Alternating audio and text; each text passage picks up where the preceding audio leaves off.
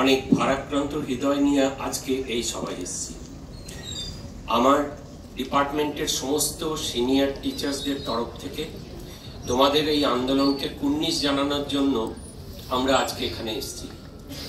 আমার মনে হয় যে এই একটা যে স্ফুলিঙ্গ যেটা আমাদের এই অভয়ার মৃত্যুর মাধ্যমে এসছে, সেই স্ফুলিঙ্গ যে আন্দোলনের জন্ম দিল, সেই আন্দোলন তোমরা যেভাবে এগিয়ে নিয়ে যাচ্ছ, 83 সালের যে জুনিয়র ডক্টর ফেডারেশনের যে আন্দোলন হয়েছিল, আমার মনে পড়ে সেটা ছিল রাত্রি জাগার আন্দোলন প্রথম আমার দেখা।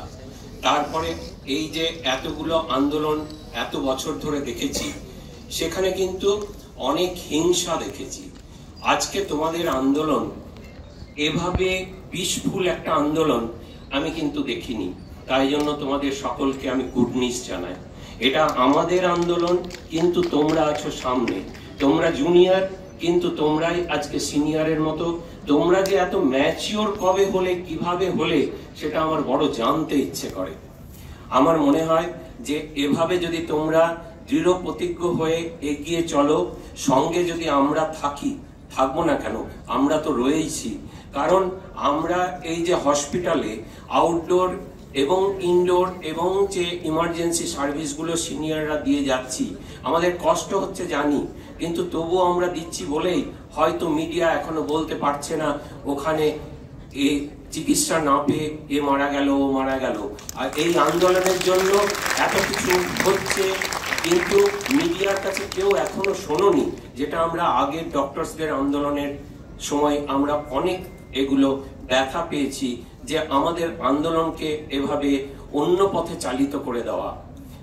আর একটা কথা বলতে চাই, যে এই যে তোমাদের আন্দোলন, এটা যে পলিটিক্সের আনাগোনা তোমরা যেভাবে রুখেছো, সেটাকে আমি কুর্নিশ জানাই।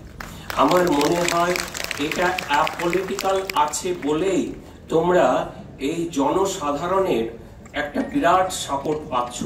কিন্তু তোমাদের মনে রাখতে হবে যে আজকে 26তম দিন, আরো হয়তো কতদিন আমাদের এই আন্দোলন চালাতে হবে আমরা জানি না।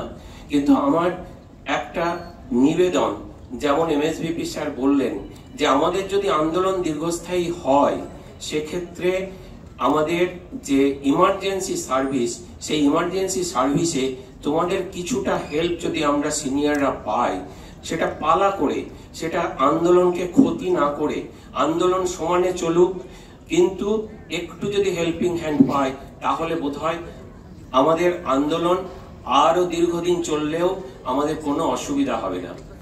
আর যাওয়ার আগে আর একটা কথা বলে যায়, এই যে থ্রেট কালচার, এই থ্রেট কালচারটা ইদানিং কালে বড় প্রকট হয়ে উঠেছিল। আর এই থ্রেট কালচারটা আমার মনে হয় সমাপ্ত হবে এই যে তোমরা বললে যে ডক্টরস ফেডারেশন একটা তৈরি হয়েছে, এইটা হওয়ার জন্যই। দীর্ঘদিন এখানে কেন কোনো ইয়েতেই, কলেজ স্কুল কোথাওই কোনো ইউনিয়ন নেই।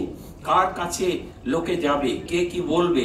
তবে আমার খুব ভালো লাগলো যে এখানে কোনো পলিটিক্যাল অর্গানাইজেশন নয়, এই যে ফেডারেশন যেটা হয়েছে সেটা একটা নন পলিটিক্যাল অর্গানাইজেশন, এবং সেটাই তো হওয়া উচিত, যেখানে সবাই সবার মত প্রকাশ করবে এবং ডিমান্ড রাখতে পারবে, এবং তারা ঊর্ধ্বতন কর্তৃপক্ষের সঙ্গে আলোচনা করে সেগুলো ফুলফিল করবে।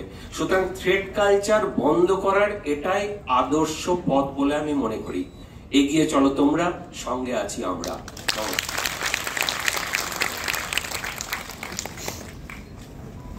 পরবর্তী বক্তা হিসেবে doctor Biman Kanti Roy, professor department of neuro medicine, ওনাকে আসতে বলবো। আর তার পরবর্তী বক্তা হিসেবে doctor Arunava Sengupta, professor department of ENT, ওনাকে প্রস্তুত।